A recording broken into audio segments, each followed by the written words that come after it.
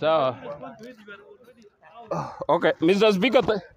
Speaker, thank you very much for giving me this opportunity. Mr. Speaker, this is Okiyo Doctor from Omabay County. And Mr. Speaker, I am a Cosmo Mentis Homo sapien, Mr. Speaker. Mr. Speaker, I want to talk about two matters here. The two items. Mada ni kama ni Kiswahili ama ni English. But I want to talk about two things, Mr. Speaker. I want to talk about what is happening in Mount Kenya, Mr. Speaker.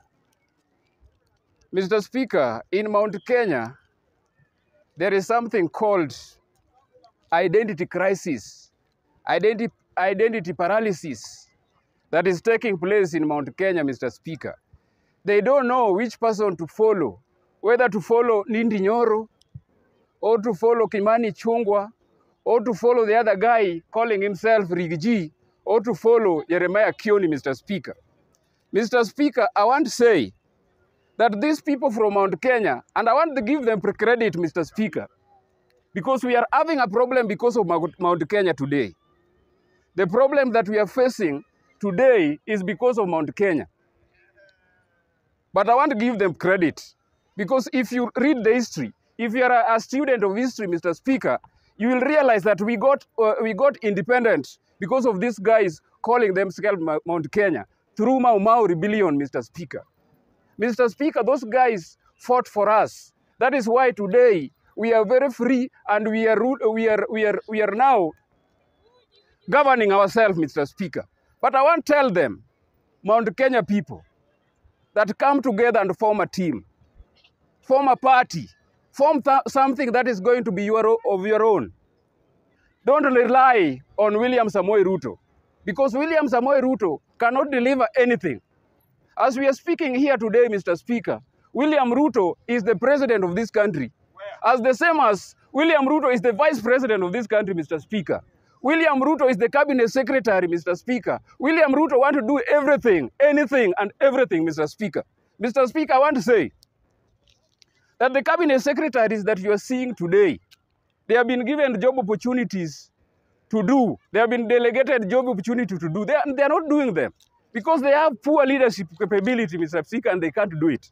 That is why I'm asking these guys who gave us independence, the Mount Kenya people, come together and form a team, form a party, or murudi kwa Jubilee, so that you can have a formidable force.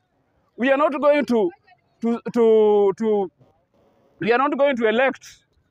We are going to elect any president, whether it is going to be Mount Kenya in 2027, whether it is going to be Mount Kenya people, Jeremiah Kioni who is going to be the president, or any other person, Mr. Speaker, but it is not going to be William Samoei Ruto, Mr. Speaker, because of what we have seen.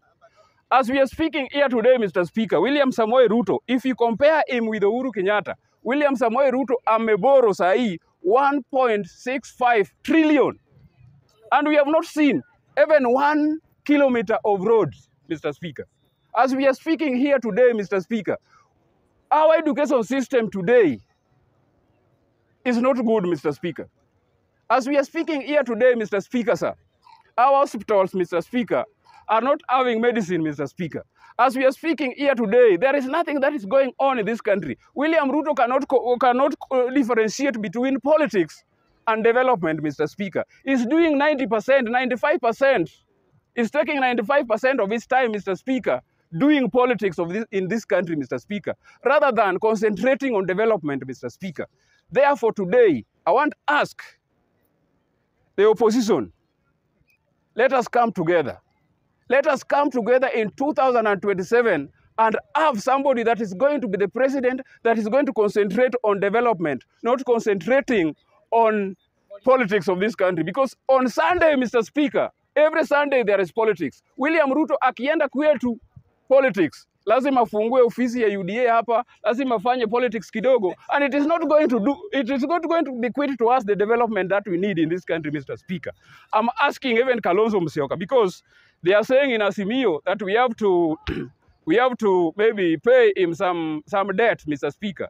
2027 is not going to be about the debt, but it is going to be about somebody that is going to rescue us from this paradoxical quagmire that we are in here today, Mr. Speaker, sir. Finally, Mr. Speaker, sir, I want to say, and there is something that I want to say. I want just say something about Mwangasa, and I wanted to say it yesterday. It is not in murder here.